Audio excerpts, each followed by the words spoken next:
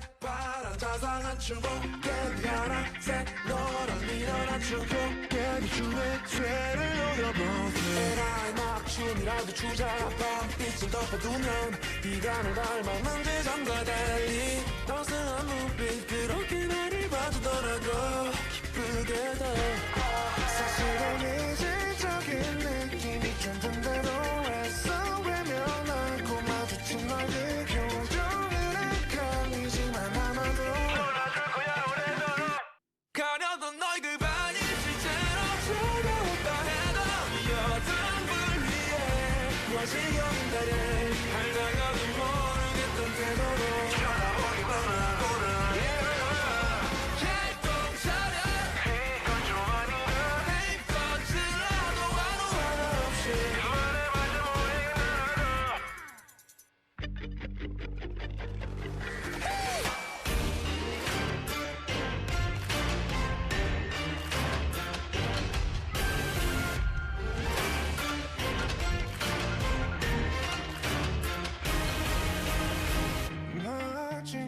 이렇게도 햇살이 밝아져오는 낮에 모두가 떠나도 나 혼자 대혼자도 네가 나를 가감하고 있단 걸 알면서도 사실은 이질적인 느낌이 좀 든데도 애써 외면하고 마주친 너의 그 표정은 헷갈리지만 아마도 놀아줄 거야 오래도록 그러던 너의 그 반이 실제로 차가웠다 해도 여든 불 위에 무엇이 여긴 달에 알다가도 모르겠던 태도로 쳐다보기만 하고는 결정 차려 이건 좀 아니다 힘껏지라도 하루 없이 말고 가보내 슈터리보다 원이 생각으로 와라 굳이 안에도 놀아주러 올 거야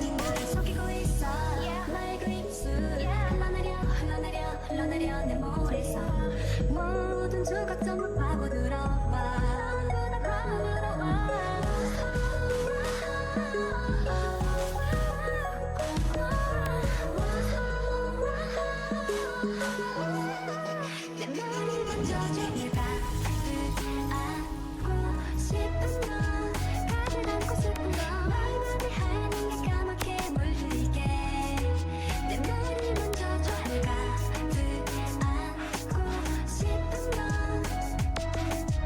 너의 맘이 하얀게 까맣게 물들게 숨 쉬는 모든 걸 뭔가 잘못했다고 말하니 난 여기 있는데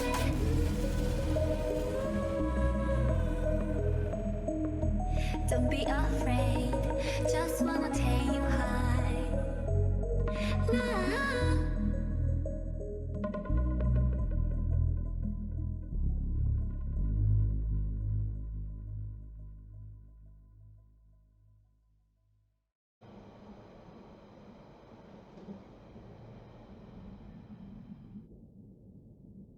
Yo.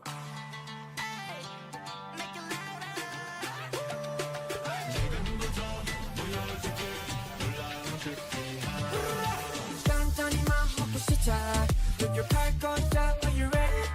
우린 남들과는 달라 내 컨트롤하지 마 그냥 힘이 Sing it all 눈꺼 벗고 say it 뺏기지도 몰라 wait it 이게 우리 노력 Welcome to my playground 내가 해봐요 do like this 내 what's it 내 뭔가 같이 love and peace 너의 비웃어 내가 웃기니 웃어 But 난 축전에 반드시 한번 봐줘봐 Like it do it like this 주저앉지 말고 그냥 do it like this 너의 꿈과 처럼 get do it like this Like this Gotta do it like this Do it like this Do it like this Go like it like Bounce, bounce, move like this. Now I got a plan like this. Oh I like that 여기 모여 gotta make it boom, make it boom, make it boom. Coming in like a big wave 와라 주문을 외워봐라 여기 없다가 또 있다가 또 없더라 큐 전부 wake up showtime 뒤집어질 준비된 잔전 너와 내 문을 열어 원을 즐겨 Are you ready? 당장 자신을 불러대워 What I'm missing 너의 힘을 보여 Sing it all 뜨거 온종일 눈부셔 이 집은 hot play 출근 없다 건너 유턴 face off 시작이니까 내 편 가리지 말고 break all the rules gotta move. We like it like do it like this 주저앉지 말고 그냥 do it like this 너의 꿈을 외쳐 함께 do it like this Like this Gotta do it like this Do it like this Do it like this Go like it like 애성이라고 듣는 건 무시해 Oh 바꿔 같이 바꿔가 Oh together with the dream team With the dream team With the dream team With the dream team What you want tell me what you want Come on tell me what you need Tell me what you need Sing it all 너의 향연 시작해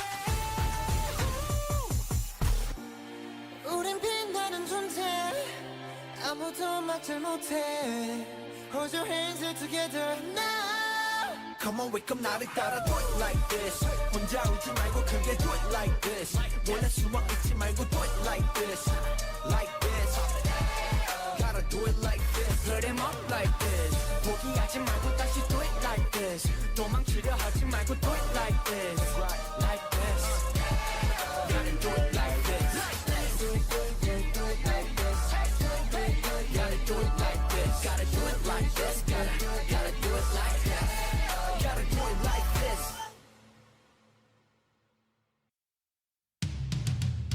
Turn me up so they can hear this Louder Your favorite boys are back Okay, something like this.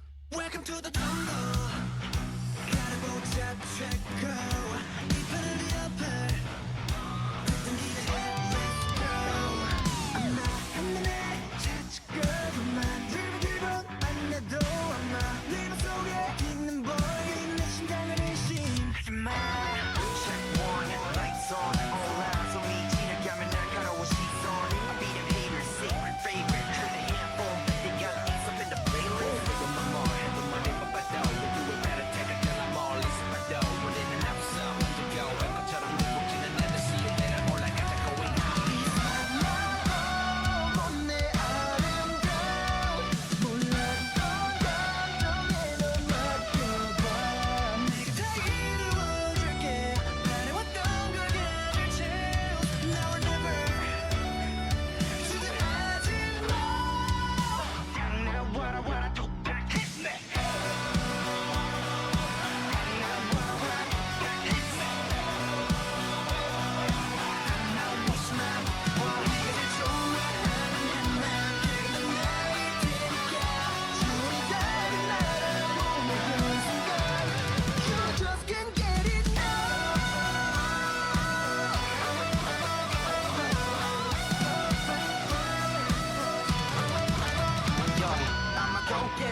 모든 것다 막 들여갈게 손을 벗어나 예쁘게 줄서은 down in a box 결국 쓰러질 팔자난 칼바람이 불어도 자리를 지키는 너 누가 뭐래도 I'm a keeping going 막지 못해 볼 수도 없어 너 BF마저 원해도 do it your way 누구를 원망하지 마 Be your style you call up it one of a kind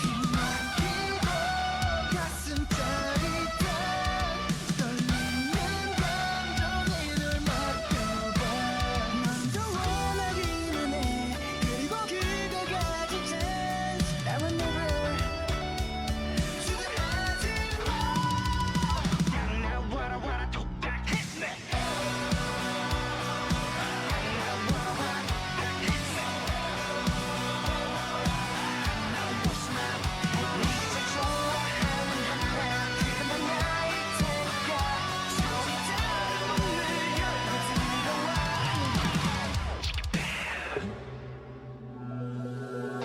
내 말은 너의 갈망이 형체를 갖춰 눈앞에 baby 밀려든 그 감정은 이제 나에게 다 털어내 쏟아내봐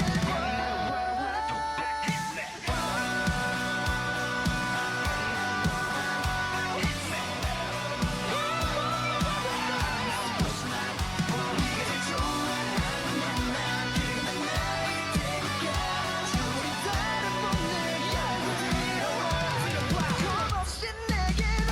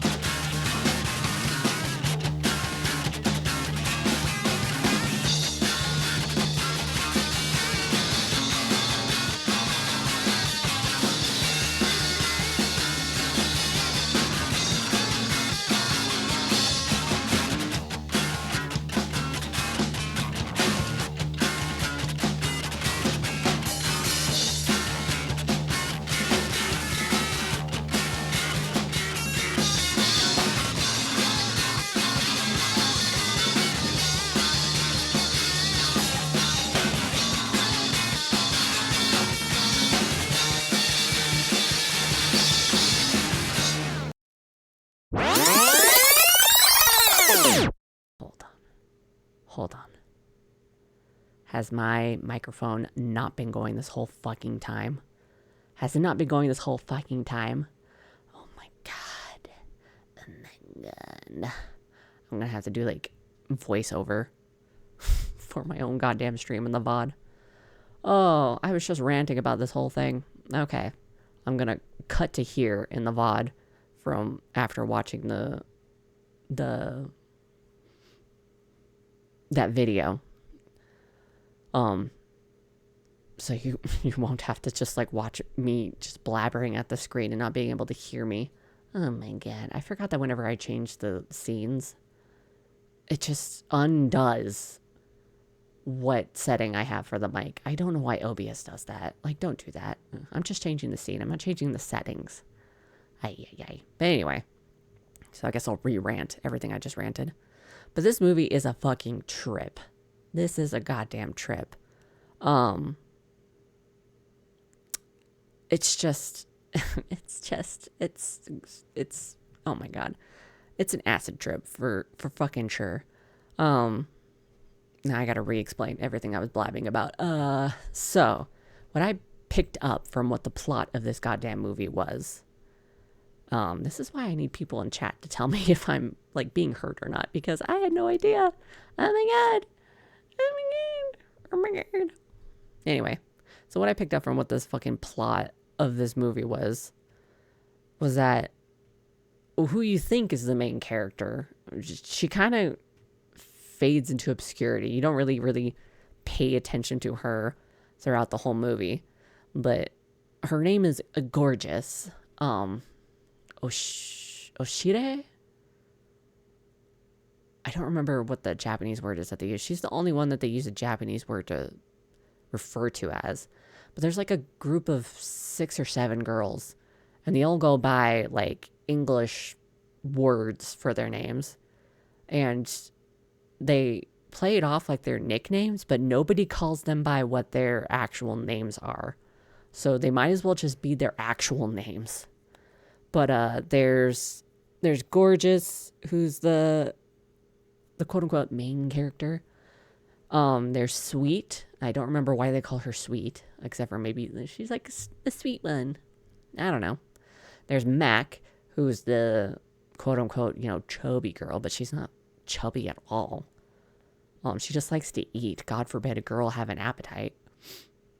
And I don't know why they would call her Mac because of that, but whatever. There's Melody, because she likes to play the piano. There's Kung Fu, because she likes to do Kung Fu. She legit, like, breaks out into fucking, like, Jackie Chan, old school, pretty ridiculous, overacted Kung Fu moves. There's Prof, or for Professor, because I guess she's a smart one. She likes to read. I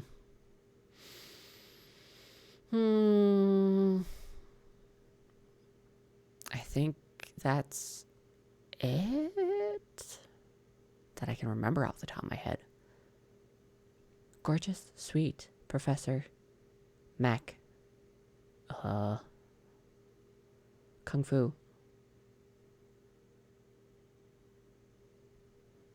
I'm not getting any more in my head. So it might be 5 girls. But anyway, they all wind up going to Gorgeous's aunt's house because Gorgeous was supposed to go on vacation with her dad. But dad brought in a new woman to be the new mom because her mom had been dead for 8 years, and God forbid the man get married again. And it's like, new mom wasn't like evil or anything. She never acted poorly towards Gorgeous in the very, very small time she even has on screen. But Gorgeous pulls this whole like, oh, I hate my father. How could you fucking disappoint me by replacing mom? Teenage drama bullshit. So instead of going to vacation with dad and new stepmom, she makes the poor decision like, yeah, let's go to my mysterious aunt's house, who says that she's lonely and she wishes that someone would visit her lonely mansion. But it turns out like the people who visit her mansion probably get eaten by her or something. I thought she was a vampire, but she's just fucking weird. Like, there's a scene where because the first one who gets eaten, of course, is the fat girl, the quote unquote fat girl, who is not fat at all. So I hate that they're calling her that, because if she's fat, then I'm a goddamn elephant. But yeah, and like you see the aunt like chewing on her severed hand at some point. So I'm like, oh, she's eating them. But then she winds up like, I think she possesses. Yeah, it's pretty clear that I think that she possesses Gorgeous's body. And I thought the whole thing was like she was eating them to stay young, because she looks pretty youthful for her age when they meet her.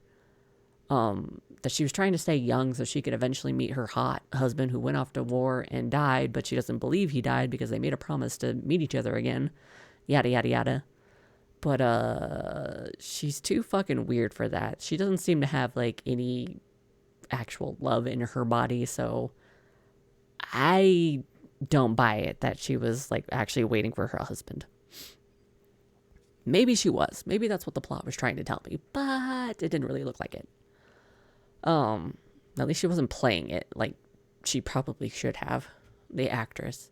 But anyway, so the girls start getting murked one by one. Max was fucking funny. Hers was actually kind of scary at first, because Mac's whole thing was like, I like food, and they got a couple watermelons, or at least a watermelon, on their way to the mansion. And already, like, before they even got to the mansion, they stopped at a watermelon stand that was on the side of the road. And the guy selling watermelons was fucking weird as shit. That should have been clue number one, that maybe we shouldn't go to this freaky aunt's house. But these girls are too stupid. So they go anyway. And this fucking watermelon stand guy, it's just the weirdest fucking thing. I don't understand him at all. His character's fucking weird. But anyway, Mac gets a watermelon, and the refrigerator, quote unquote, doesn't work. And I thought, oh, there's got to be like a body or body parts in there, and that's why she won't let them like open the refrigerator. Because before they even opened it, she's like, the aunt was like, oh, it's out of order. You're going to have to like go do something else with it. So they wind up tying a rope around it and putting it in the well to like chill it with the cold water. Because that's what people used to do before refrigerators and stuff. And then eventually, I think it's Sweet who goes to get the watermelon. And as she's pulling up the rope, I joked to my sister, like, oh, it's going to be fucking Mac's head. And it turned out to be Mac's head instead of a watermelon at the end of it. But instead of being scary, Sweet's like holding her head out in front of her. And Mac's head like says her name and kind of laughs. And so Sweet like freaks out. And I think it's Sweet. It might be Gorgeous. I can't remember which one it is. She like tosses the head out of her hands all scared. Turns around to run away, but like trips over herself like a dumbass. And like bends over. She like tripped that way. And with her butt kind of sticking out in the air, Mac's head can, I guess, fly, and flies down and bites whoever it is in the butt and like laughs. And I was laughing because it was ridiculous. And that's only the beginning of how crazy shit gets. Sweet gets like beaten to death or something in a storage closet. She goes to look for bedding. And this is already hours after the like, where did Mac go? Because whoever found Mac's head was just kind of like convinced that it was just all in her imagination. Because they went back out and like pulled the rope up again from the well, and it was just a watermelon. And we never see Mac's head again. Just like, where the fuck did she go? She just flew off into space. But yeah, so Sweet goes into a storage closet to try and get some bedding. And in the storage closet finds like this old school porcelain doll with like, you know, the blonde curly hair and the wide lifeless eyes. And she's just staring at it for so long until it eventually cuts back to her after it cuts away and there's like a few more scenes. But it cuts back to her and she's just staring at this doll, and then she kind of like wakes up out of whatever trance she's in.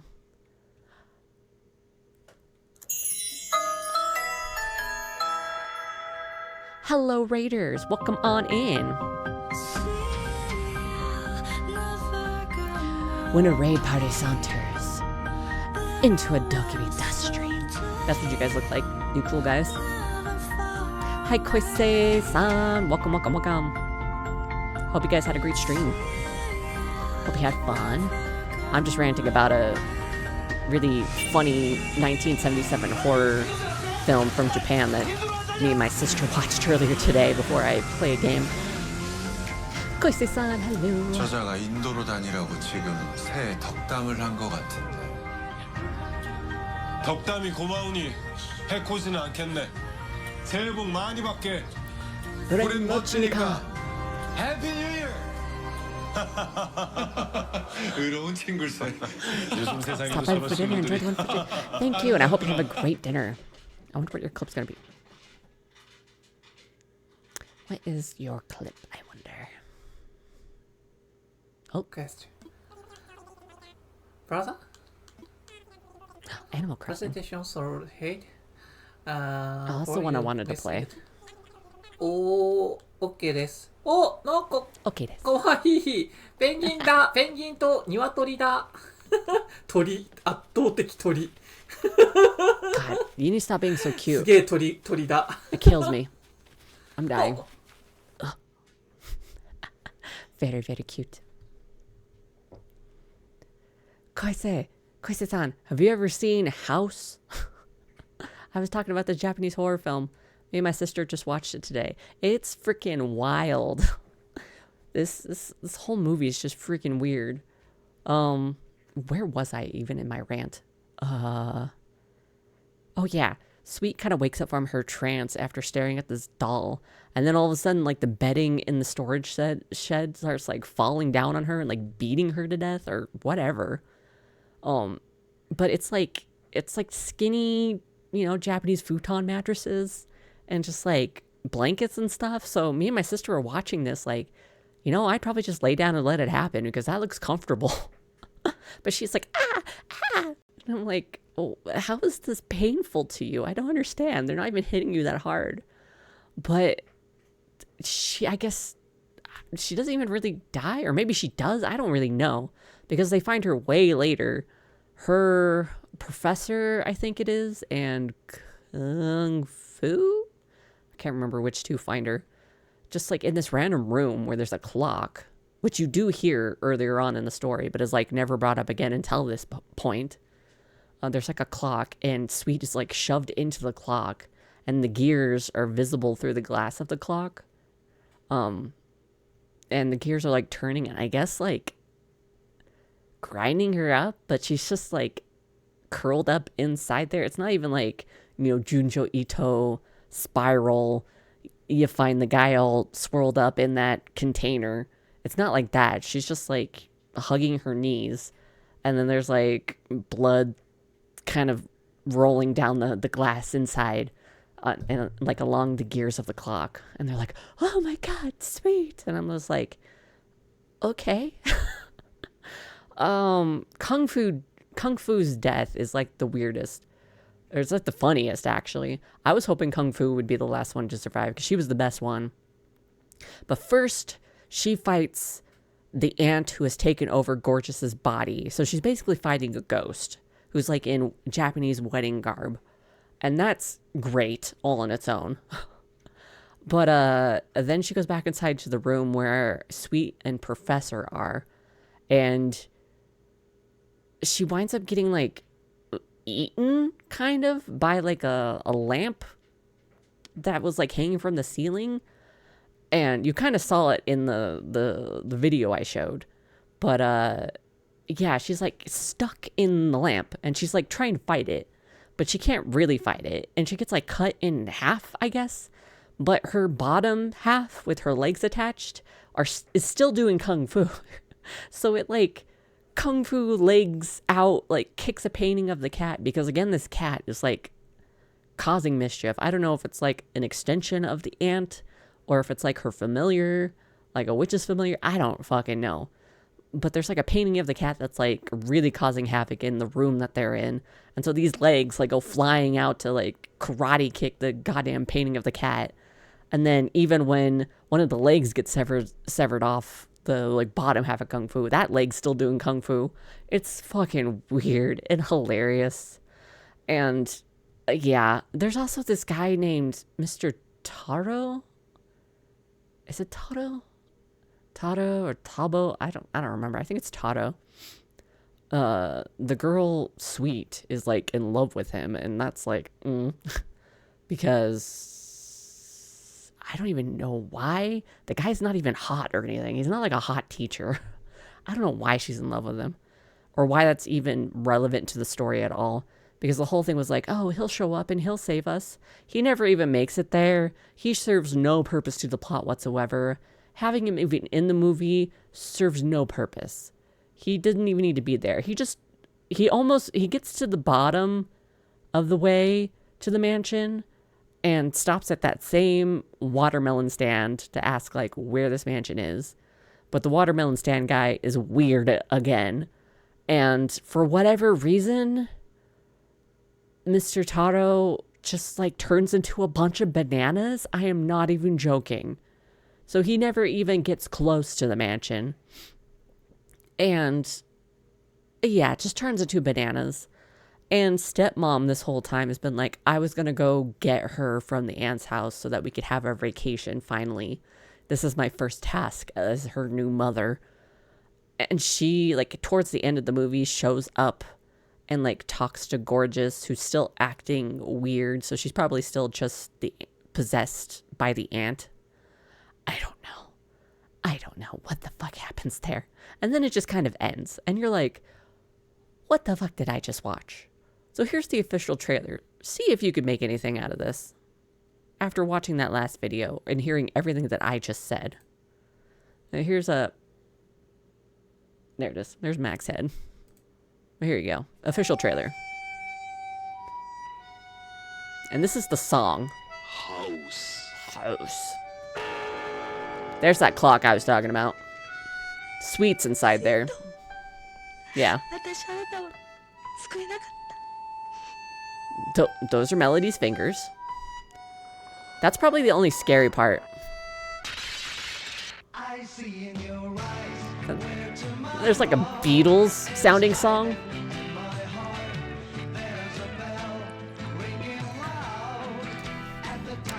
Hi, Magnus Moth. I'm talking about the weirdest goddamn Japanese horror movie I ever seen in my life. Before I play my game. This is the official trailer. It's from 1977. That's the watermelon stand seller. That's the ant. There's Mac. This is when she bites her butt.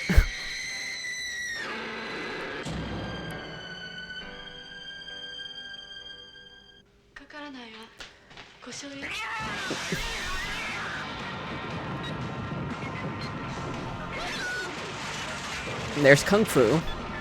There's Professor and Sweet. There's a painting of the cat. That's when the piano eats Melody. House. Coming soon. It's on HBO Plus? Max? I don't know. One of those streaming services. You can watch it there. But it's weird. It's very strange. Is there another? That's like a 15-minute whole thing. What's this one? Does this one better explain it at all? Or is this just another? Yeah, it's the Criterion Collection. I think it's the same. Yeah, it looks like the same. But yeah, that's it. It's fucking weird. If you want to watch a movie and laugh your ass off, Japan's 1977 quote-unquote horror movie. They call it like a fantasy horror movie. It's just called House. I would recommend that fucking weird-ass shit. It made me laugh so hard. Oh my god. Anyway, but now we're going to play the game. So, this is the demo for My Wife is a Spy. It's by Transparent Games, or Transparent GMs. They also made Saint Tess of a Golden Bow, which is very, very good. This one, I did explain it a little bit, but you can either play the villainess route, where you want to betray your husband, who you married in an arranged marriage, or you can actually just romance him. So it's up to you. I will lower the background music volume. It's like half.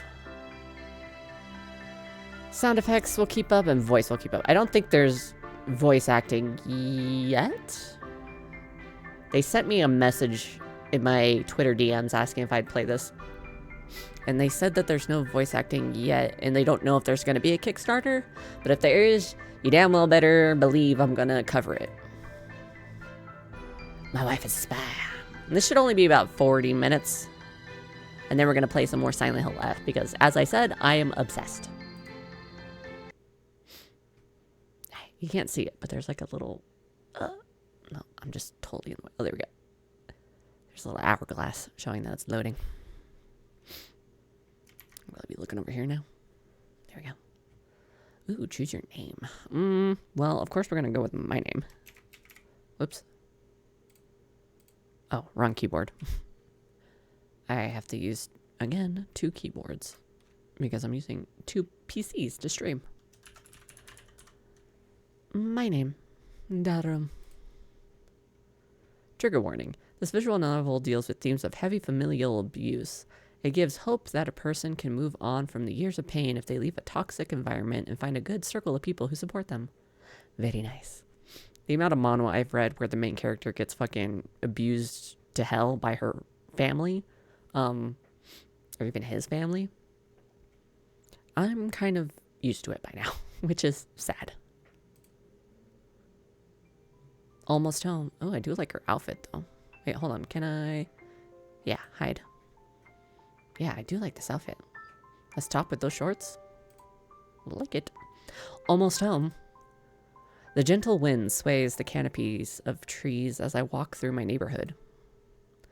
The soft breeze and the pleasantly warm June evening weather put me in a good mood. My heart fills with blooming joy as I look around the area. I take in the sights of the neighborhood where I grew up, the familiar houses, the new and old cars, the stray soccer ball left behind by children. I'm kind of looking at it, and I'm sort of cutting off the dialogue. So I think I'm gonna move the capture a little bit to... Maybe I'll squish it? Hold on, I'm gonna hide me for a second. So I'll squish it. Nope, that's not squishing. The Elgato capture is kind of weird when it comes to resizing. So I think I'll just push it over here. Yeah, because the text is like very over to the side for some reason. Oh, but now that I'm thinking about it, maybe it's because they put like avatars in the scene. So I'm gonna fix that. There you go. Okay, I'll just cut it off at the side a little bit. We'll play the full game eventually. Maybe they'll change that. Anyway. Wrong mouse. This mouse. Just one more month until I can finally leave this place behind and move out of my parents' house. All I need is the first paycheck from the job I landed today. Landed today. And I can start looking for my own apartment closer to the city center. I hum a happy tune, my steps light. Today I had a job interview for the position of a business analyst at a prestigious corporation. What's a business analyst? What do they do? Analyze business? Which is the very obvious answer. All of my effort spent learning math and economics at college has finally paid off. Only half a year after graduation, I already have the dream job I've always wanted. Half a year filled with even more belittling from my parents than usual. Telling me that I'd picked the wrong course of studies, that I would have been better off not going to school at all instead of pursuing economics. Insisting that with my shyness and fear of people, I'd never be able to impress anybody during a job interview. I wonder why she seems shy in front of them. Probably because they're assholes who beat her. Saying that I'd end up living with them until I grew old. Fucking nightmare. And insisting I should be grateful for it because I would never survive without them. Fuck them. I take a deep breath and release it. I just cleaned the cat box before I started stream. So of course my cat is defiling it. I'm glad the years of suffering my father's and mother's pointed words will soon come to an end. Maybe, just maybe, they'll be happy that I landed my new job. Perhaps now that I've proven myself capable of starting my career after studying so hard, things will change for the better between us? Press X to doubt. I'm sorry, girl, but... After all, I impressed the interviewer so much that I landed the position immediately after the interview. They called me with the job offer when I was on the subway returning home. I'm sure my parents will appreciate that I'm finally becoming independent. Poor girl. With renewed hope, I open the door to our home. The delicious smell of well-cooked steak wafts in the air. Oh yeah, they look like friendly people. Yeah, sure, okay. Hold on, I hear my cat. Did you make a dookie? Hey, Jamaica Dookie? Yeah? I smell a dookie. I'm choking. The air is toxic. I can't breathe. You must have made a dookie. Oh, God. Sorry, Raiders. If any of you are still sticking around. Oh, God. I'm choking on dookie air. Oh, maybe some cherry limeade will help. Oh. Whew, God. At least since I just cleaned it, he had plenty of litter to, like, cover it with. So I can't smell it too bad. Dear God. Okay, back to the game. Maybe if I distract myself. You're late. Dinner's getting cold. Mother glares at me from the dining table. Father sits opposite her, looking at his phone. Oh, I guess he is on his phone, yeah. The table is set for dinner, and they're already eating. They didn't wait for me to get back home. Sit down immediately and eat. You don't want your mother's cooking to go to waste. Right. I take a seat and taste the half-cold steak in front of me. How's work been today, dear? Should I even ask? I'm sure you screwed something up once again. Did you insult a client during a presentation? Ruin important documents? Delete a file with crucial data? Huh? Why would you assume I can't do my job properly? Because you're a useless husband. I can't imagine you doing one thing right, and you've made all of these mistakes, or those mistakes before. Why are you two married, for fuck's sake? That doesn't mean I'll repeat them. I'm not as absent-minded as you are. My parents are going at it again, arguing. I've experienced little love from them all my life. No warmth, no support. They hate each other just as much as they detest me. That's the way our family has always been. That's why I want to move out as soon as possible. That's why I'm striving to have a proper career so I can support myself and get away from them. You're not any better than me. You can't even wash the dishes without breaking a plate. I'm sure you suck at your job just as much as you suck at managing the household. Yeesh. You, how dare you? If you hate the way I keep house so much, then don't eat the food I make, you ungrateful pig. Why are you two married? This is modern day era. You can just fucking divorce, you know? I at least deserve to eat a good meal after all the hard work I do to bring home the money that keeps this family fed. The meager money you bring in from your job barely manages that much, especially with Dalarum leeching off of us and being unemployed. Leeching off of you? First of all, I am employed. Thank you very much. Second of all, I'm your kid. You brought me into this world. You made that decision. I'm not leeching off of you. I'm your responsibility. Yeesh. I curl my clammy hands on my knees, my fingernails biting into my palms. My lips quiver when I speak up. With my parents focused suddenly on me, now's my chance to tell them that I just got my dream job. Still, their attention fills my heart to the brim with fear. These emotions are nothing new. I've dealt with them all my life, but I can never get used to the feeling of being so small, so inadequate. I am small, of course, and I do amount to almost nothing. No, wait, that can't be entirely true since I did land my dream job after all. The fact that I'm finally making a future for myself should change the way my parents see me. Ooh. Fuck y'all, I got a new job. Actually, I just returned from a job interview and they called me right away to confirm that I landed the position. So take that, you fuckers. So you finally decided to stop leeching off of us and become what? A toilet cleaner? Fuck you, I'm a business analyst. Whatever that is. What? No, I landed a job related to my field of study. I'm going to be a business analyst. Ha, I wonder how long. How long what, mother? How long you're going to keep the job before they fire you? You suck at public speaking, but as a business analyst, you'll have to make presentations in front of the whole team, telling people way smarter than you how they can improve their work on the project. Way smarter than you?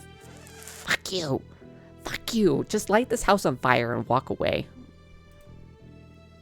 You think anybody's going to listen to you?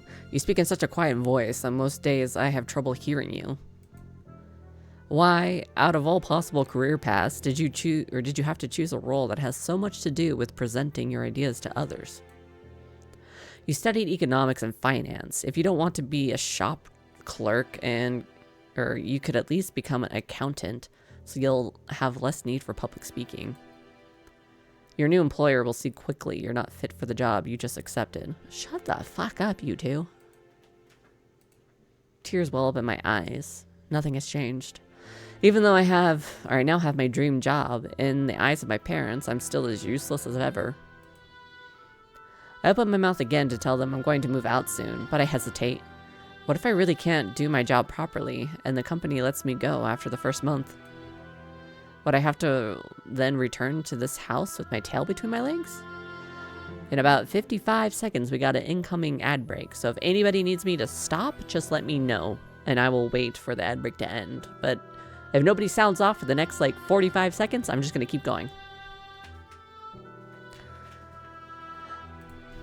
Tremors coursed through my whole body, fear gnawing at me from the inside out. I told you to just get a job as a shop clerk at the local grocery store. I already went there and asked if they would give you the position. That's the only kind of job someone as useless as you can do. Fuck off.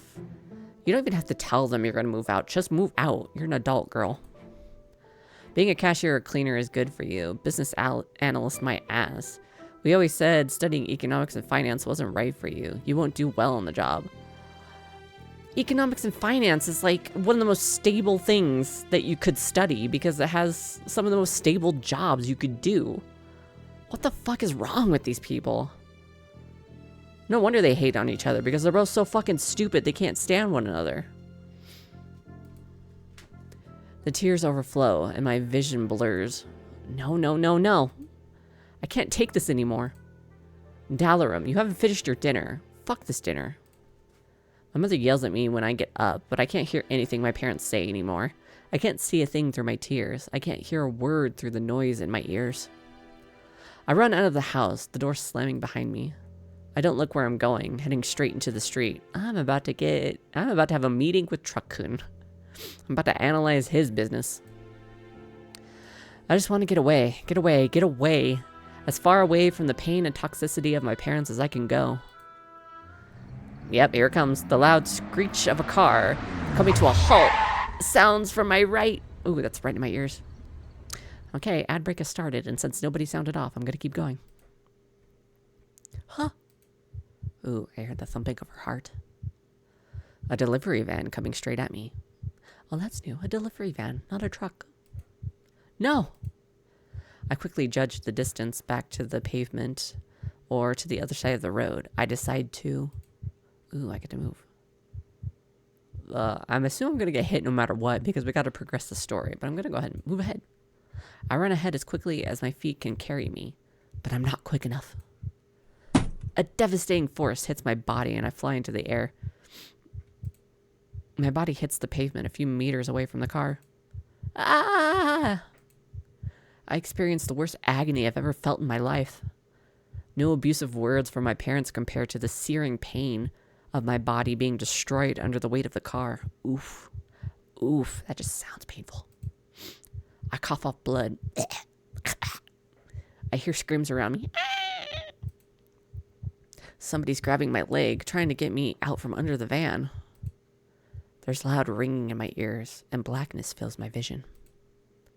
Slowly, the pain fades, and then we cut to black. Cue the credits. It's over. Or not. Flashbang. When I come to my senses again, I don't feel any pain anymore. I look down at my body. It's not crushed, deformed, or any way destroyed, but it's translucent. That new diet plan really was working out for me.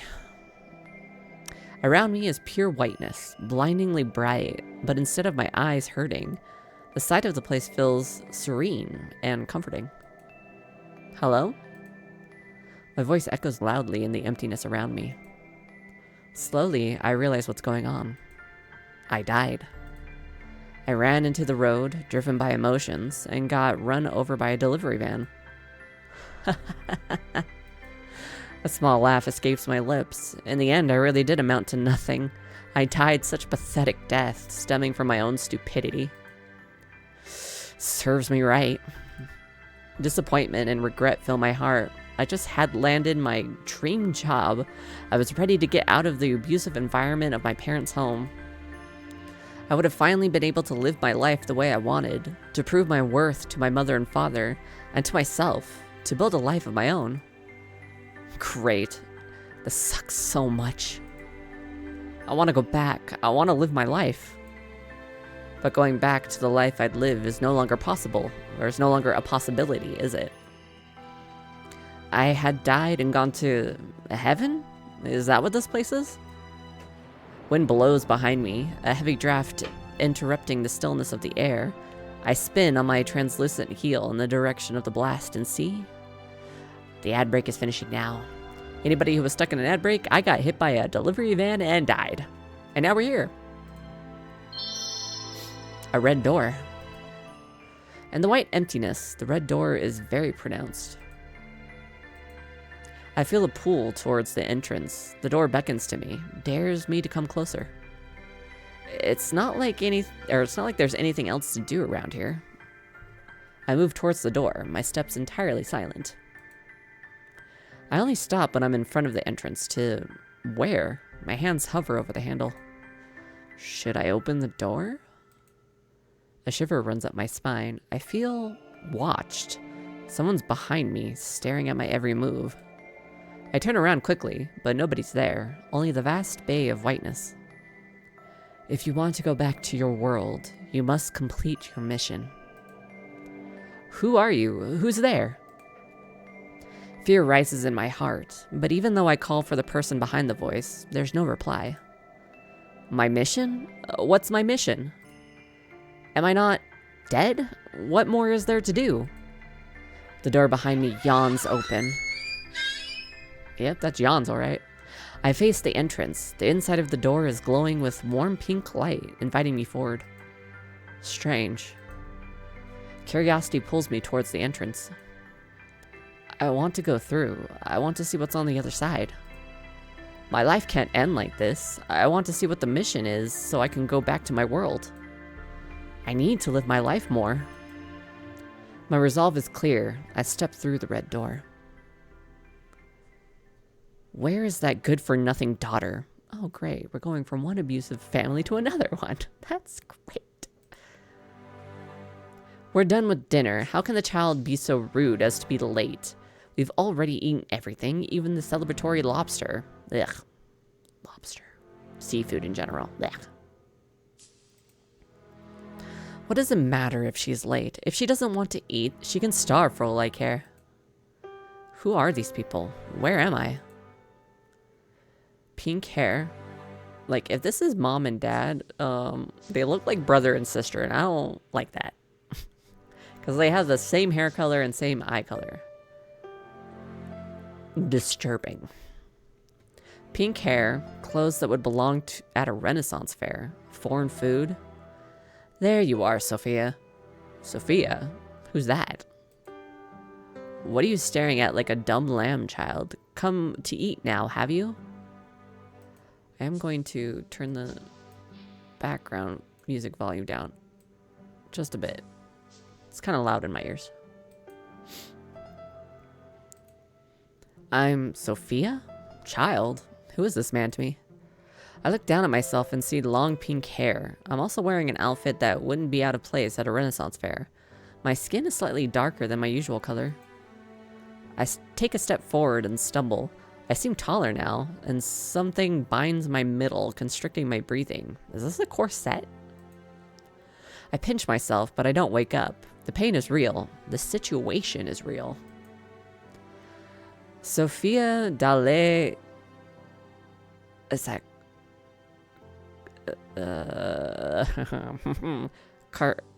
Carceri? Sarceri? I'm gonna say Carceri until somebody tells me otherwise. And I also said Dale. It could be just Dal, but we're gonna go Dale.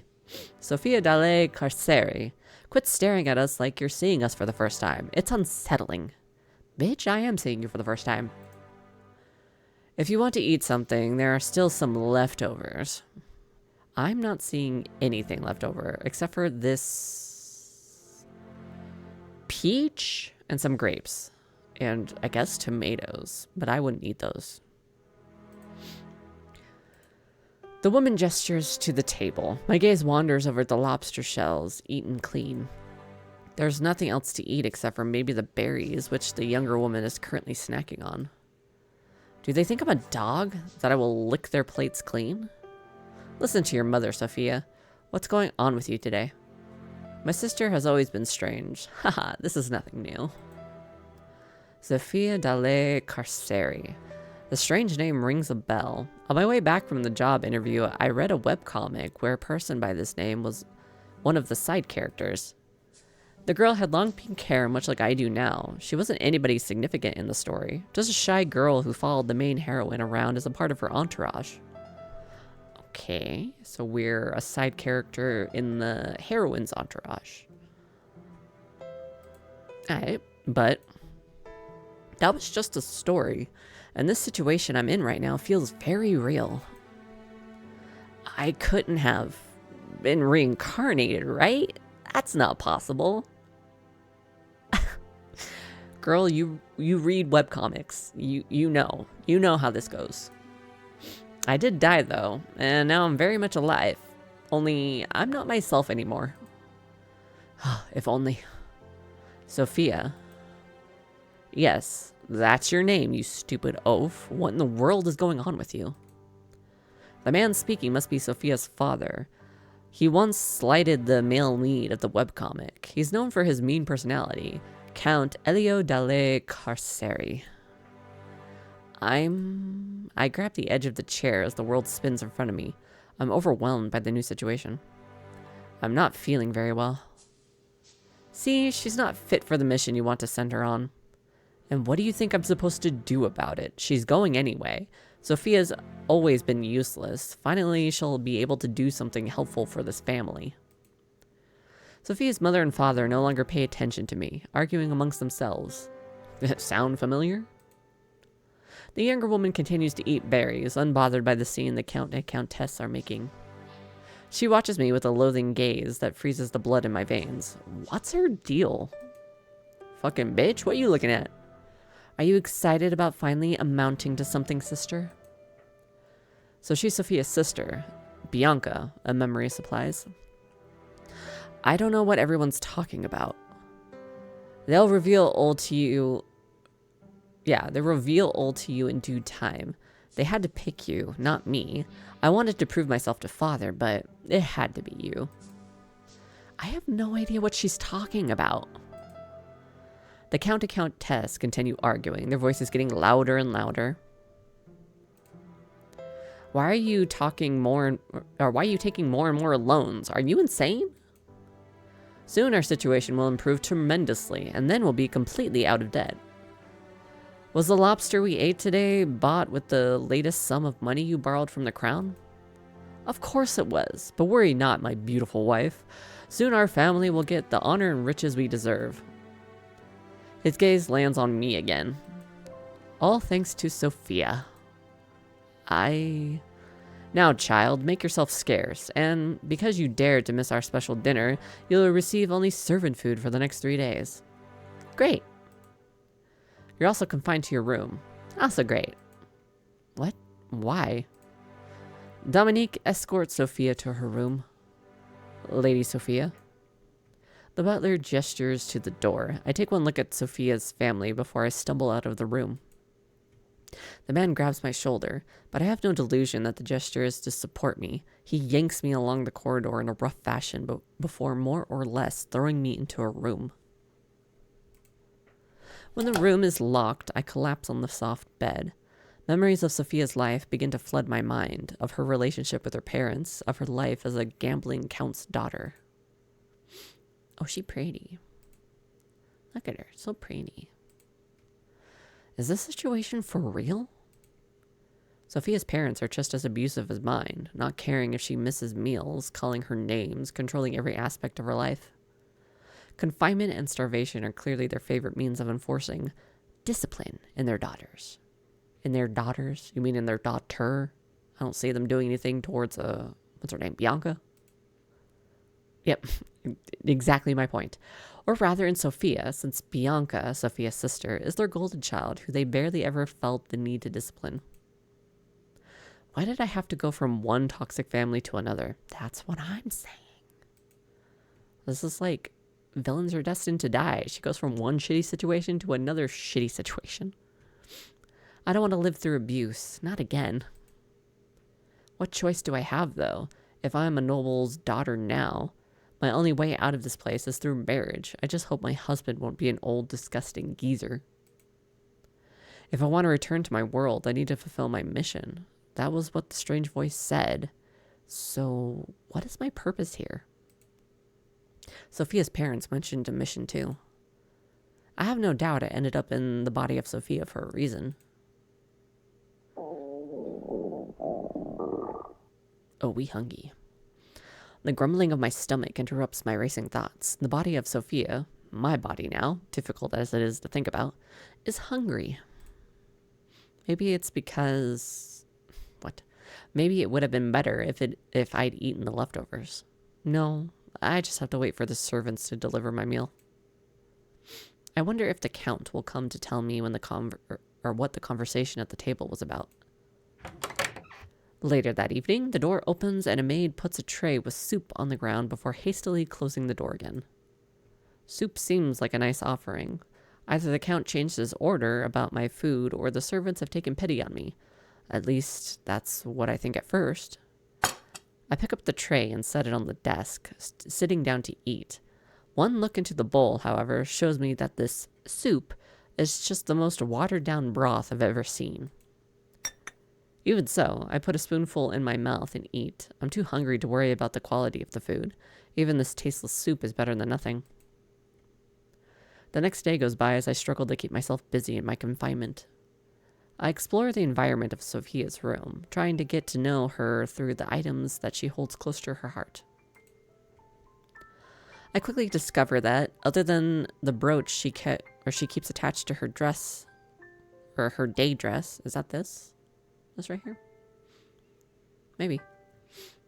She has little in terms of jewelry. Her father has likely gambled all the family jewels away. A tall bookshelf stretches all the way from floor to ceiling, suggesting Sophia liked reading. The books are all on Empire history, with little in terms of entertainment, so I put them aside.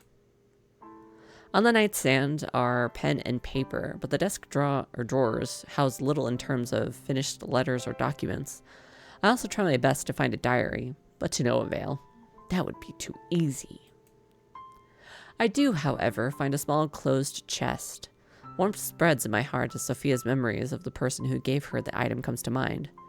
Chiara, the Saintess. Sophia was part of her entourage during her stay in the capital. Judging from Sophia's reaction, she holds the Saintess in high regard. I fish under the mattress, finding a small key, and open the chest. Inside is an array of letters, with expressive, chaotic handwriting. Chiara's handwriting is much like her personality, always in a rush to do one thing or another with little regard for inner peace. Inner peace. Inner peace. The opposite of what you would think a Saintess would be like. Looking through the letters, I witness the evidence of a friendship between Sophia and Chiara. At the same time, I'm doing my best to remember the original story of the webcomic. The comic centers around Saintess Chiara as she heals the poor and rich alike with her holy magic powers. She is also a skilled alchemist who invents many potions which help improve health in the Empire. Is she the heroine, the main character? Oh, I'm doing a big stretch. It wasn't redeemed, but I'm gonna do it. You ever stretch your arms like up above your head and feel that pull in like your lower stomach? Oh, that was so nice. Okay. Adjust my mic. Stretch my neck. And get some cherry limeade.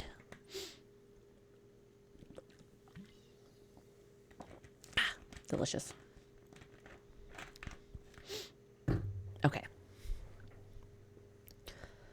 I've read that. Chiara falls in love with Luca, the crown prince, because of course she does. But she also has other love interests in the story. Her knight Antonio, who follows her around like a puppy. And the Duke of the Nork. The Nork? The Duke of the Nork. The Duke of the North, Zachary. It is an ultimate isekai webcomic like many others I've read. Nothing particularly original, but I enjoyed the familiar premise. It's why you read them.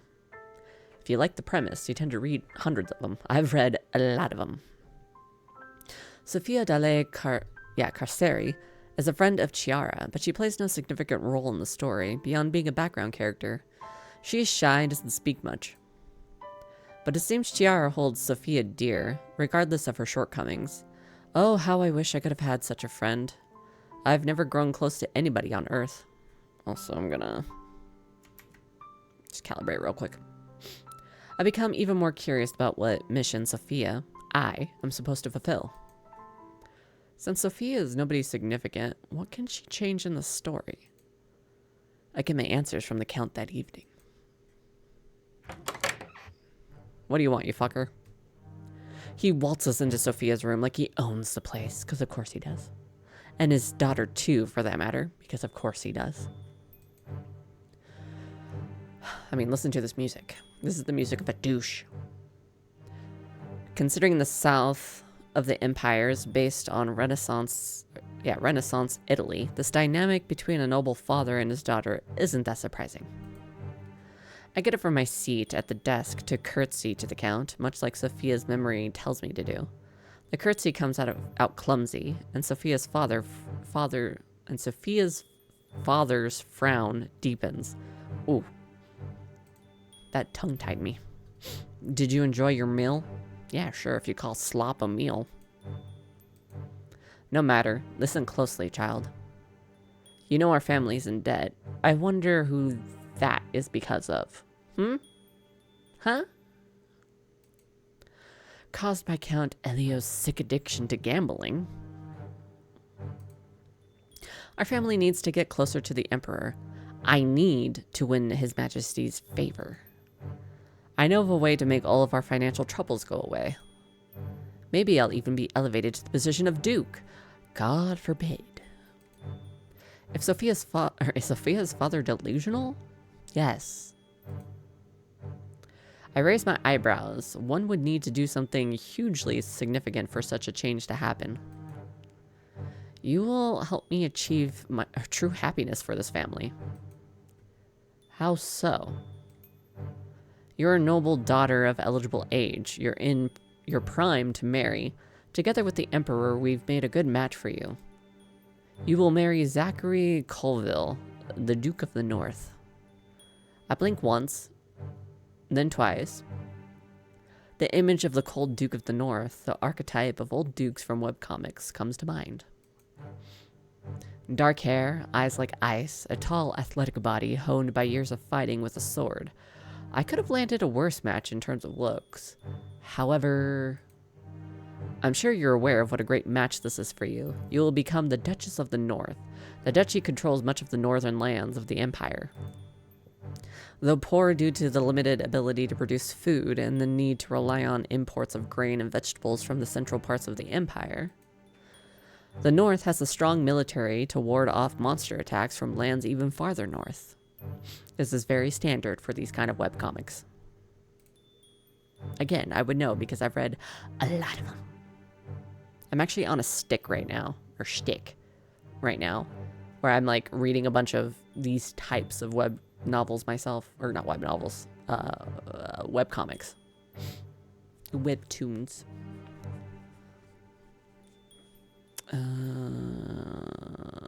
Okay, I haven't read this yet. I wonder how the duchy wants to deal with their food problem. Right now, they're importing food from the Empire. If they rebel against the crown, will they import from allies who resent the Empire instead? Do they have such allies? And that's the problem your marriage will solve. The Emperor told me Duke Zachary is using a strong military to prepare a rebellion with the purpose of making the duchy independent. Memories from the webcomic come to mind. Duke Zachary does indeed launch a rebellion in the book. Prematurely, as results later show, the rebellion fails. In fact, many lives are lost in the fighting, and the duchy ends up even poorer as a result after the emperor imposes large taxes on every aspect of their daily needs as punishment. But what does any of this have to do with me? That's why you've been arranged to marry Duke Zachary and spy on him for us. Spy? Yes, you will find out the Duke's secrets and send every ounce of useful information you find to me. Already, I don't think I'm going to actually be a spy. I don't think I'm going to be a villainess. Because why the hell would I help these people? Oh, hello, Transparent GMs. Welcome, welcome. I bought Villains Are Destined to Die physical edition, and I'm now enjoying it from the beginning. It's up to volume 4 now in Poland. I'm trying to avoid spoilers from the current chapters because I want to read these in physical format. Oh, yeah, I think I also have up to volume 4 in English. I think we have up to volume 7, maybe, in English. I just haven't bought them yet. But I have read on Topis up to the most current chapter. But, oh my god. We love Villains Are Destined to Die. It's so good. It's so good. I think I was watching a Porcelain Maid video where he eats like what the hell is it called? A charcuterie board? Those cheese boards with like crackers and like some cheeses and like meats and stuff. Charcuterie? I can't remember what the fuck the name is. But he has that, and he's also with Amelie and Girl DMs. And they start talking about manhwa, and he was really, or they were, the other two were talking about Villains Are Destined to Die, and I'm just sitting there like, yeah, man, yeah, exactly, it's so good.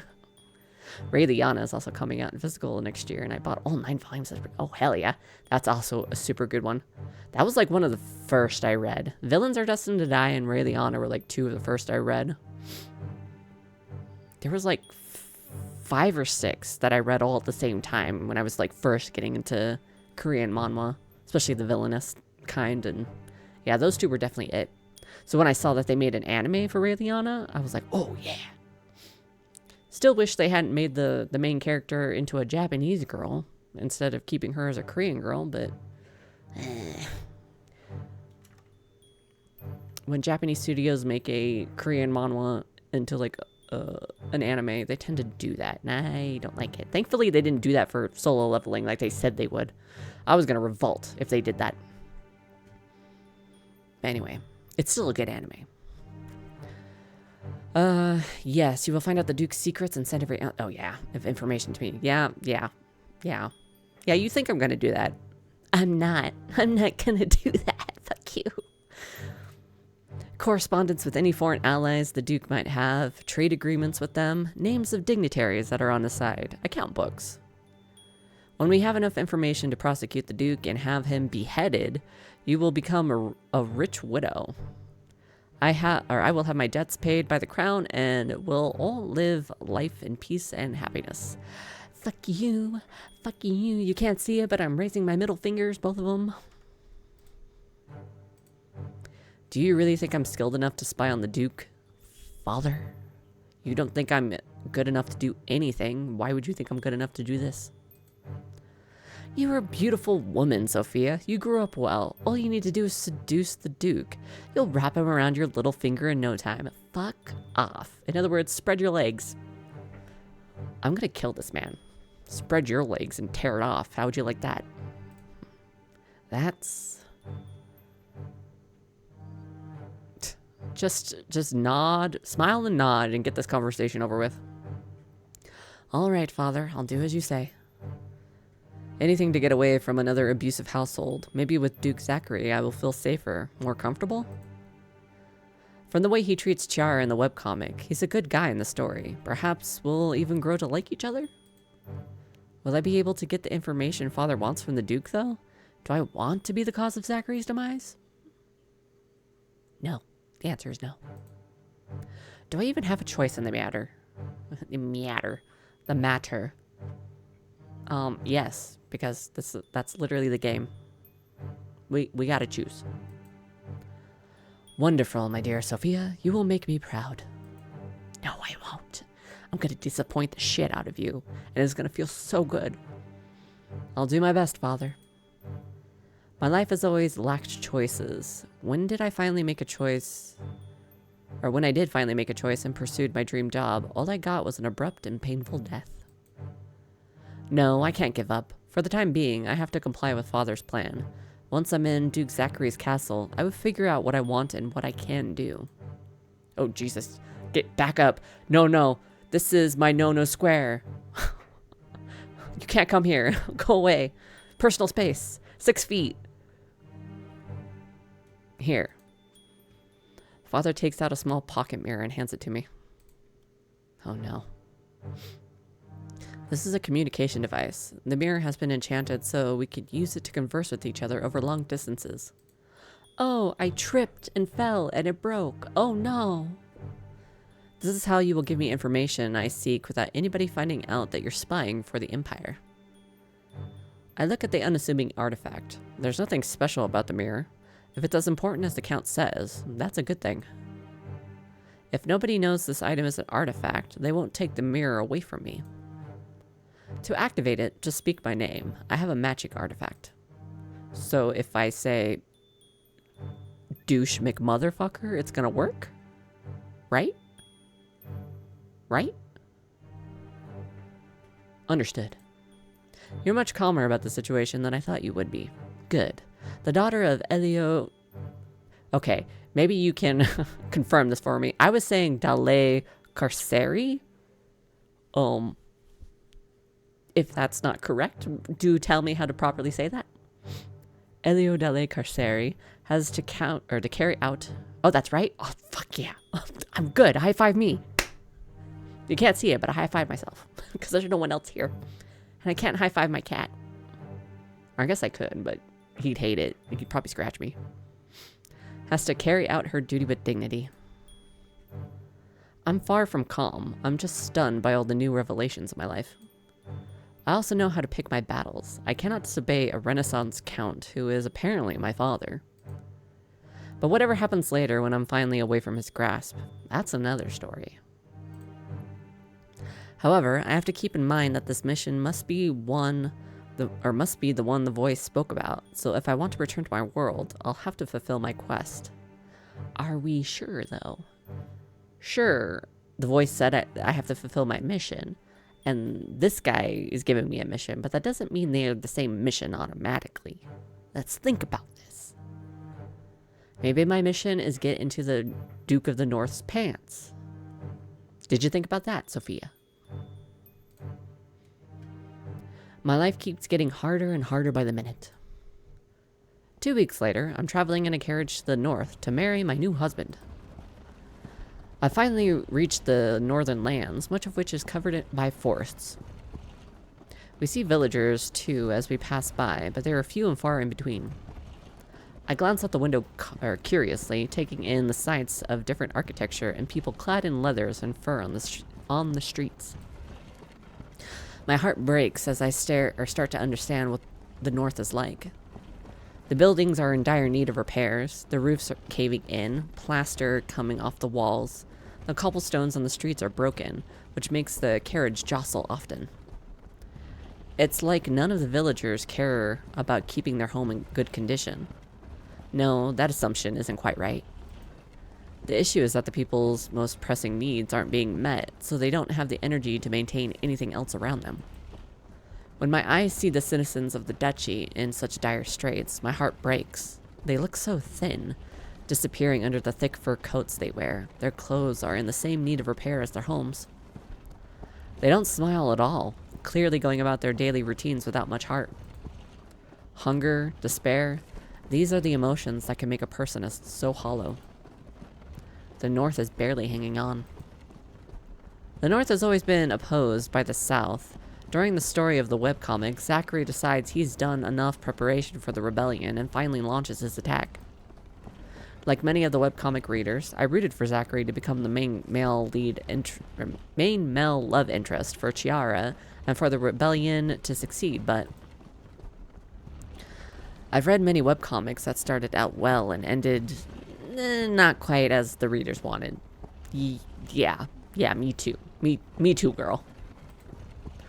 The story seemed to be going in just such a disappointing direction at the last part I'd read. I'd finally finished the webcomic, or I hadn't finished the webcomic yet. I'd only looked up spoilers to see whom Chiara would end up choosing. I've done that too. I think I did that for Villains Are Destined to Die, because I'm like, well, who is she gonna end up with? And when I saw who it was, I was like, oh, how's that gonna work? Because I read, like, really early on. But then as the story progressed, I'm like, oh, I see, yes. We chose the right man in the end. However, now this somewhat badly constructed fantasy world is my reality, and the plight of the people of the North is very much real. The people want to split from the Empire to lead their lives without huge taxes. They already have enough problems with monsters advancing on the homes of citizens, and Zachary and his army having to stop the attacks. All of these concerns are part of my situation now, too. No matter what happens, though, rebellion or no rebellion, I know I don't want to go back to the Dalle Carceri mansion. I can only look ahead. After 10 long days of travel, the carriage stops in front of the castle. I could not imagine being stuck in a carriage for 10 days. Ugh. Hello, Duke of the North. Hello. An archetype I'm very much weak to. I'm supposed to betray this man in one route? I don't know if I could ever do that route. The door opens, and a man, possibly the most handsome man I've ever seen in my life, with dark hair curling around his ears and sharp light blue eyes, extends a hand to me. He's even got this, like, eyebrow look going on that I like. God damn it. There's a smirk on his face when he looks at me up and down. Welcome to the cold North, my lady. His words are a greeting, but at the same time they feel cold. There's nothing else I can do, though, than put my hand in his. I'm a pawn to be, married to Duke Zachary, but at the same time I hope that my life in this castle won't be so bad. Thank you, Your Grace. Unload the lady's luggage. Yes, my lord. Servants move around efficiently. Duke Zachary and I stand in front of each other. He looks at me with a cold, closed-off expression. Is he finally realizing that I'm a real person and that he's really going to get married to me soon? Welcome to the castle of Duke Zachary Colville, future Duchess. I hope you'll find your new home suitable for someone of your standing. I look at the man who approaches me and Zachary. Thank you. This is my advisor, Otis Havering. He's my right hand and closest confidant. So he is a person I should be wary of, as he's completely on my future husband's side. If I'm supposed to spy on the Duke, I have to be mindful to avoid Otis's suspicion as well. I'll need to gain some allies in the castle. It would be best to get the Duke and Otis on my side eventually. Somehow. But that's a long-term project. In the meantime, I hope I can find some neutral parties open to supporting me. Pleased to meet you. I'll be in your care, Your Grace, as I adjust to my new life here. Yes, that's right. You will need some time to get used to your new surroundings. I hope you start feeling at home in the castle quickly. Why is he smirking so much while saying words that are meant to be welcoming to me? This is so confusing. You will be married in the town church in 3 days. Tomorrow the preparations for your wedding will start, my lady. Make sure to rest well today. The South doesn't see our marriage as something sacred. They wouldn't care if I just sent them a certificate without a proper ceremony. However, I'm going ahead with the wedding anyway. Thank you, Your Grace. That's actually very thoughtful of Zachary. I know he's opposed to our marriage, but at least he's honoring me like a true duchess. I can talk, I swear. Let's move inside the castle. I'm sure the lady is tired from her long journey north. I have to admit that I would love some rest. Oh shit. I can go back. Yeah, here we go. I have to admit. Okay, we will show you to your room then. When we enter the castle proper, I'm in awe of the spacious great hall with much different architecture and decor than Sophia's father's mansion in the south. One would think a castle so big and made of sturdier materials than the south sandstone would be unwelcoming, but the sculptures and banners that fill out the nooks and crannies make the atmosphere of the hall grand, but not unpleasant. There's a lot to look at here. The place has been decorated with care. My lady, you forgot your coat. I'm taken out of my thoughts by the sight of a girl with long, curly, dark hair running down the stairs with a distraught maid, or while a distraught maid follows right after her, carrying an expensive fur coat. I don't need the coat. They're already inside, see? I want to see what my brother's new wife looks like. He has a sister. Okay. If they have a really cute, like, sibling relationship, then there's no way I'm betraying him. I'm sorry. I'm sorry. It's cold in the hall, too. You'll get sick, my lady. I won't. Oh, she's cute. Zachary lets out an annoyed huff. The girl jumps down the last steps and stops in front of us. Hello, I'm Zachary's sister. It's either Bridget or Brigitte. I'm gonna say Brigitte. Brigitte Colville. Pleased to meet you, Sophia Dalle Carceri, daughter of Count Dalle Carceri. I'll make sure to introduce myself properly. I make sure to introduce myself properly. Wow, you're so beautiful. What a pretty hair color. We don't have people with pink hair in the north. Is that a common hair color in the south?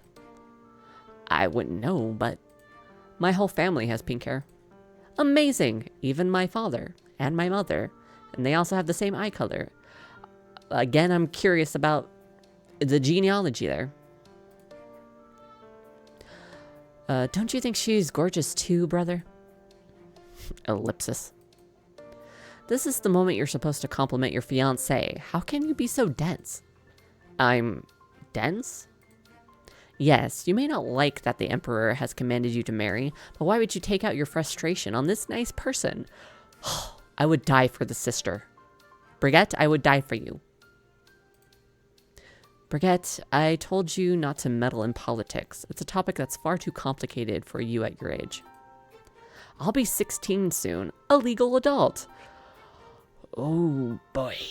Oh boy. I know that matches the times, but oh boy. A 16-year-old should never be considered an adult. God, that's 20 years younger than me. I fear that day. You're so rude. He's been very mean to you, has he not, Miss Sophia? I wouldn't say that. It's the truth, but I can't admit it. Brigitte may not be a player in the politics of this house, but I very much am. I envy her for being able to speak so freely. So he was rude to you. Zachary, you meanie. Enough of this, Brigitte. The lady is tired from her long journey. We were about to show her to her new quarters. Yeah, sure. I'll find you later, Sophia, so we can talk without this rude brother of mine around. All right.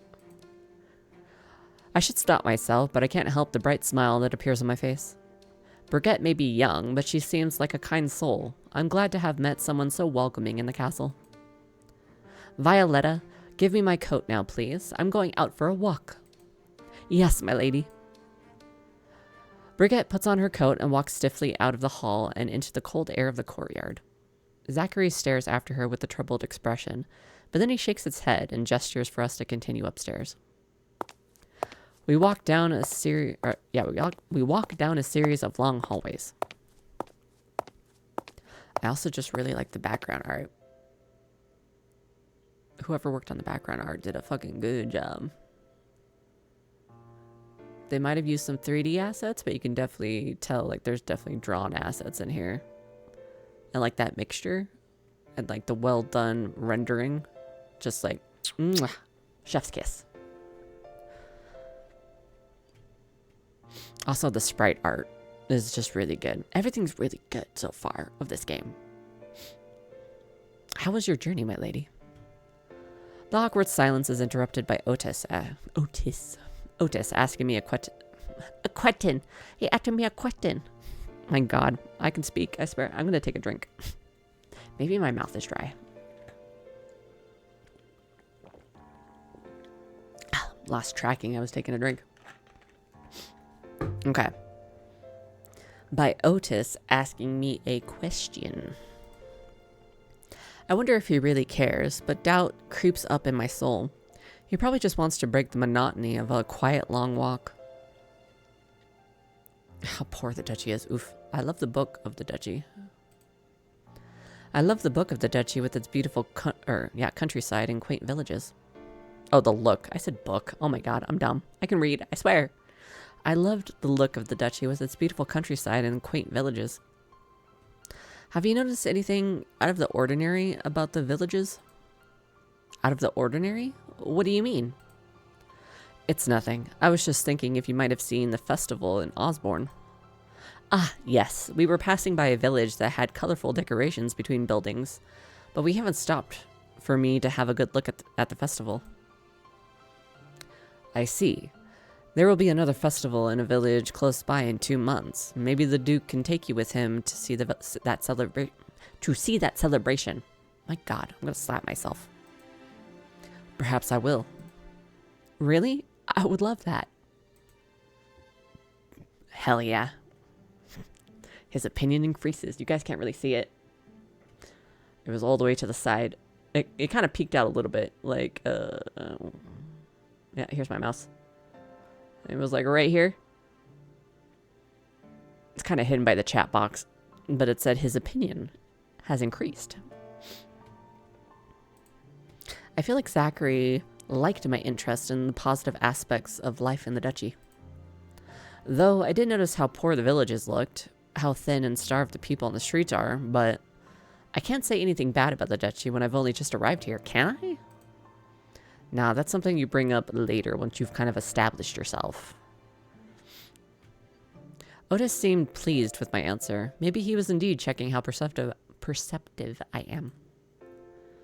This is the room where you'll be staying. Oh my God, I cannot read. We arrive at a door, and when Otis opens it to reveal a spacious room with my suitcases already inside. I enter and spin around, taking in the sights of my new living quarters. Once again, I'm surprised by the cozy interior. And you got like a unicorn head over here. You got some deers. There's like a little dead plant. We got a... Oh, what are they called? Oh, you can't even see it because my chat box is hiding it. It's one of those like 3-stick handheld candle holder things. Candelabra? Candelabella? One of those things. If I had this. Yeah. Oh, we got a full ass like fireplace right here. This shit looks like electric. Anyway. Oh, I just immediately start stripping. Alright. I'm home now. Time to take off my clothes. I don't care if there's 2 men standing in my room. It's time to free the nip. I take off my cape and gloves, laying them down on one of the chairs. We will leave you to rest today. The maid that's assigned to serve you will come soon. If you need anything, let her know. I nod and we say goodbye to each other. Zachary and Otis leave, closing the door behind themselves gently. I plop down on the bed, staring at the canopy above. Only now do I realize how dead tired I am after the long journey. There's a knock on the door. When I call in for the person to enter, a maid with a bob of short brown hair comes in with a tray of steaming food. She puts the meal on the table, then turns to me with a polite smile. I get up from the bed and sit down at the table, looking at the hearty stew and crispy bread she served me. Not the kind of fancy food Count Elio loves so much, but I have to say I prefer it. At least here, I'll get to eat a proper meal. Or eat proper meals, unlike at Sophia's family mansion. Thank you for the meal. Could you tell me your name? I'm Maya. The maid curtsies to me. Hello, Maya. Nice to meet you. I'll be serving you from now on as a personal maid, my lady. May I ask how your journey was? Quite tiring, if I'm to be honest. I think after the meal, I'll have to retire to sleep. Is there anything you would require from me? Maybe a warm bath would help. Oh, a bath sounds wonderful. I'll draw one. Are you warm enough? Should I bring wood to light the fireplace? No, the temperature is okay. It is a bit chilly, but I walked quite a distance here in my winter clothes, so I'm fine with the temperature. I've never been a fan of excessive heat. The south was too warm for me, even if I'm inhibiting a southern lady's body. Okay, I'll go prepare your bath then. If there's anything more I can do to serve you, my lady, please don't hesitate to tell me. Of course. Maya leaves and my heart feels warmer from our conversation. So few people in my life have ever worried about my well-being. I know Maya is just doing her job, but still. Simply being asked if she can do anything to make me feel better gives me a nice feeling. The maid seems professional but kind. I don't think I'll have any complaints about her work ethic. At least that's the first impression I have of her. Maya returns when I'm done with my meal and sets up the bath for me. Since the meal helped me feel more rested and recovered, I think about some questions I would like to ask her. Oh boy, okay. I guess we'll go through these one by one. What is life like in the castle for you? What is life like in the castle for you, Maya? Do you enjoy your job?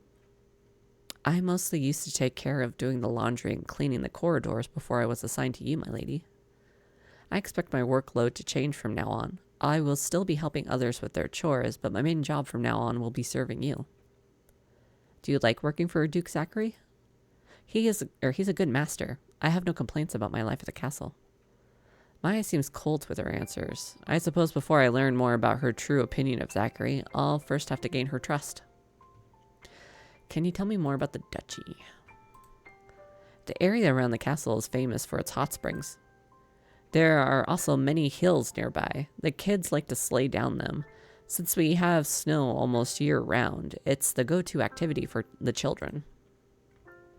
The castle is the safest place in the duchy. You can wander into the nearby woods and hills without worrying that anything bad will happen to you. What kind of bad things can happen around here? As I said, no harm will come to you here. I feel like Maya is deflecting my question. Is the Duke respected by the people? Maybe I shouldn't ask all the questions. Is that going to make me seem sus?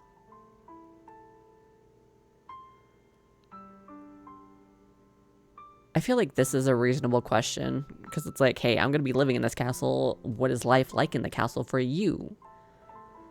And can you tell me more about the duchy? That's a decent question, since I am going to be the Duchess. Is the Duke respected by the people? As a Duchess, that would be a good question, but again, it's not like she really knows me or trusts me. Would she tell me honestly? And then does the Duke like his sister? That feels super sus to ask. I'm gonna leave it at that. Those are all the questions I have for now. Thank you for your answers, Maya. The bath is ready. I'll help you wash up, my lady. I'm embarrassed about Maya helping me take a bath, but I don't feel like it would be proper to dismiss her when she just wants to do her job.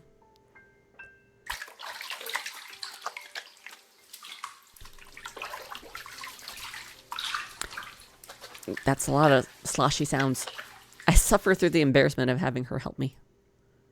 That's one thing I definitely couldn't do in this kind of situation. If I got isekai'd into this kind of thing, having someone bathe me or dress me, no thanks. I'll do it myself. When she's done and I'm dressed in a nightgown, I jump into bed. Maya leaves me to rest. As I'm falling asleep, I think about Zachary's cold disposition and his mean remarks. Despite his unkind words, he never outright disrespected me, and I get the feeling he never will. He's too good a player of politics. Scary. Not wanting to host a proper marriage ceremony was the rudest comment he shared with Otis and I, but I'm not sure if he was serious about skipping the wedding in the first place. Did he suggest skipping it just to see how I would react to the comment? Was everything Otis and Zachary said to me a test to see how I would address them and my new situation? Anxiety makes my heartbeat quicken. I feel cold and hot at the same time. I can't fall asleep, tossing and turning, worrying that I said the wrong thing today, multiple times. Worrying how I will survive against the hostility of my husband and his advisor. It's dark when I finally drift off to sleep. Oh. Your only purpose in life is to be used as a pawn. You've been arranged to marry Duke Zachary Colville and serve me in getting a better position in life. Have you spent all the money you got from the crown on a fancy meal again? Don't worry, love. Sophia will spy on the Duke for us. Our life will take a huge turn for the better soon. The only job you could do is a shop clerk or a cleaner. You want to become a spy? You lack the subtlety to play politics in a world you don't know that much about anyway. You're going to fail. You're not good enough to get the Duke on your side, to deceive him until he parts with his secrets.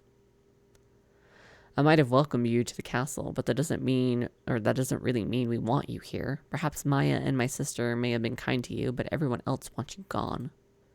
I will divorce you as soon as I can. I will find a reason to cast you aside. You're never going to gain my trust. Ah! I wake up with a start, sitting up in my bed. My heartbeat is erratic, my throat dry. I feel like the world around me is spinning. I can't breathe, I can't breathe, I can't breathe. I need to get out of here. I quickly wrap my shawl around, I quickly wrap the shawl Maya left around my nightgown and step outside the room into the much colder hallway. The air is circulating more here, a small draft chilling me. I welcome the sensation. I take a few deep breaths, feeling the exhaustion from almost having a full-blown panic attack settling deep in my bones. It was just a nightmare. It's not real. And yet, deep down, I feel like the words that Sophia's parents, my parents, and Zachary threw at me in my dream were the truth. I'm not good enough to be a spy. I'm not going to gain Zachary's trust no matter what I do. No, I can't think that way. I need to find a solution. I want to get back to my world so I can finally lead the life that I've always wanted, so I can start my career. I worked so hard for that reality. I need to calm down. I'm not sure if I'll be able to find my way back to my room, but I don't care right now. I decide to go for a walk down the long corridors of the castle. I walk for a while until I stumble upon an ajar door. Light falls through the opening, and voices can be heard from within. I stop walking, curiosity getting the better of me, when I realize the people speaking are Zachary and his advisor Otis. She's bound to be a spy. They're talking about me. Don't you think they picked the wrong person to spy on me? She seems like a normal girl, not a major threat. They must have thought to send someone we wouldn't suspect of being a spy from the start. Well, you're not wrong, but that's not the role I'm gonna play. And they certainly did a decent job of researching your preferences. This kind of sweet but dignified lady is just the type of woman you like. Okay. Noted. Good to know. I've written that down in my notepad. I am your preference. There might be more to her than we know right now. It's too early to judge if she'll be any good at spying on you. You don't even know for sure if I'm a spy. Sure, that's what I was sent here to do, but that doesn't mean that's what I'm gonna be. I doubt she'll come up with any sound plans. And the fact that I might find her attractive doesn't matter. She's going to be my wife in name only. I'll stay wary of her. I don't want to risk her getting close to me when she might be planning to steal the secrets of the duchy. And this is when I burst through the door and say, fuck y'all, I don't give a shit. We should limit Sophia's access to the information that flows through this castle.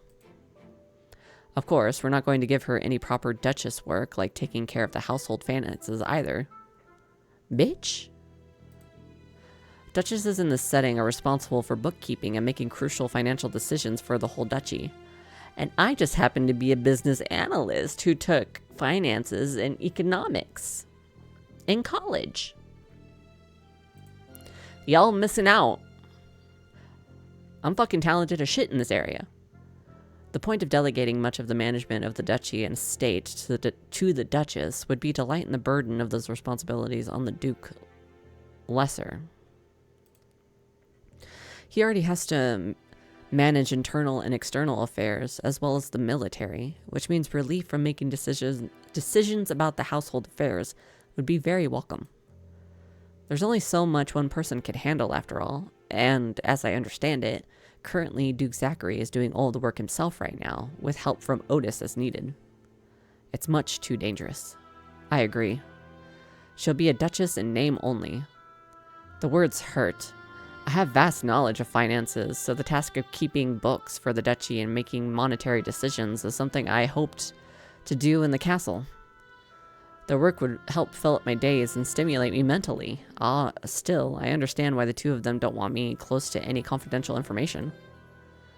With how much the North is in debt, it's better an outsider doesn't touch the books. Otis has just confirmed the duchy's poor financial status. I should look more into this matter. Perhaps I'll be able to find a solution for relieving at least some of their debt. Okay, we got an ad break starting in like 46 minutes.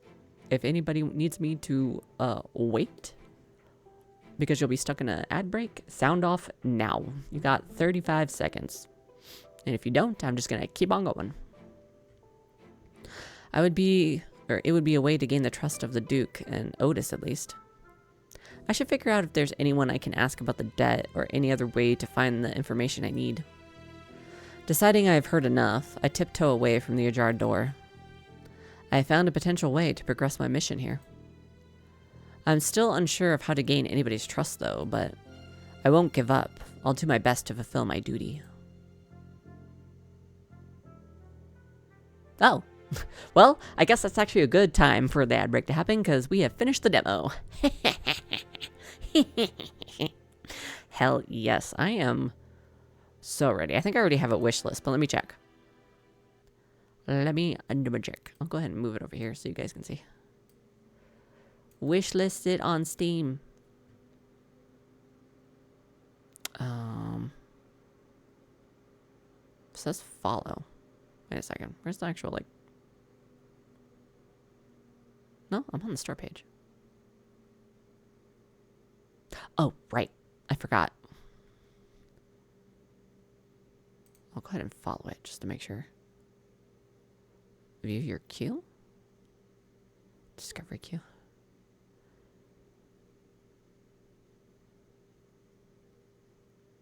Yeah.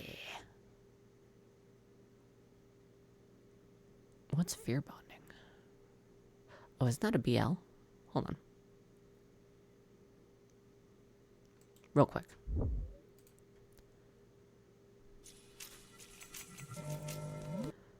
Yeah, it's a yandere demon BL horror visual novel. Play as Hinata, a demon, and try to tame the deranged Kosuke. It will satisfy your hunger for fear. I have this on my wish list. Yeah, I just had to check that out real quick. Wait a second. Yeah, we'll go ahead and watch the little trailer for it. You are called to fulfill a mission. You can't fail if you want to return to your world. Oh, it's your friends, Yandere BL? Oh, that's nice. That's pretty cool. I like that it was recommended on the page of your guys' game then. Welcome to the North, my lady.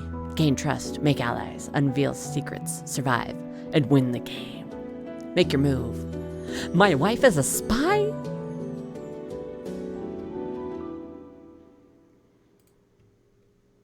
That demo was fun. I can't wait to play the full thing. Yeah. I'm excited. I'm excited for the food game. Whoops. Pretty sure that's on my wish list. I need to open Steam. Hold on. Store page. Like on the app. You're hearing the fucking thing play again. Yeah, that's why. Yeah. I was able to wishlist it before I put it in my library. Yeah. Okay. Okay, y'all need to stop playing. Stop. Stop it. Stop. Alrighty. Well, that was fun. Oh, really? That's cool. So I don't even have to do anything. Sweet. Sweet. Well, that was my Wife is a Spy demo. Thank you for letting me play and giving me a key. I appreciate it. If there's a Kickstarter, you bet your ass I'm going to support it. I said this before, but I'm going to do it. Even if you tell me not to, which I don't know why you would. But even if you did, I'd shake your shoulders and be like, no, I'm going to give you money. But even if you don't, that's okay. That's okay.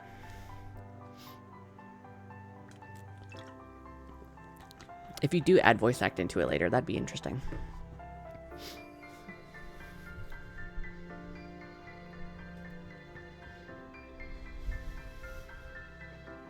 Well, let me know if you do. Let me know if you do. If you make Dakimakura pillows of fucking Zachary, I'll get one. Or I might get two. That was still so funny. When you're like, I can't really understand your survey response here. You want 2 Dakimakura pillows of the same? I knew when I put that in, it might look a little weird, like a mistake. I'm like, no, I'm just buying Ace one too, because she wanted one, but couldn't afford it.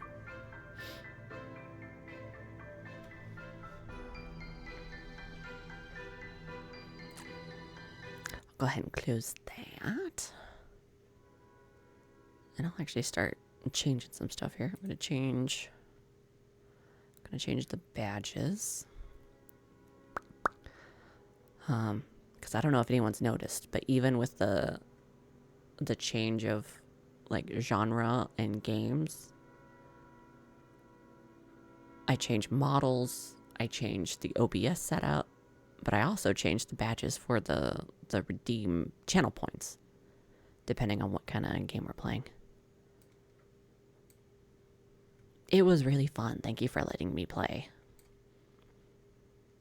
It's a nice little short demo. Definitely gave you like the vibe of what the game's gonna be. And I like that I got Zachary's opinion of me up at least once before the thing ended. But if they think they're not gonna make me an official Duchess anytime soon, they fucking playing themselves. They don't know what's gonna happen. They're gonna fall in love with me so hard. They're gonna want me to be their Duchess so bad. I got a fucking degree in being a Duchess. God damn it.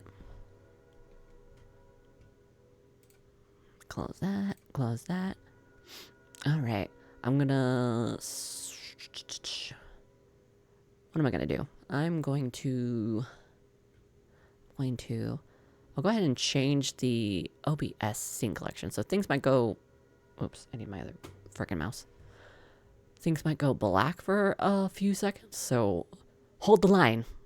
Nothing's wrong. I'm just changing OBS. Changing my OBS clothes.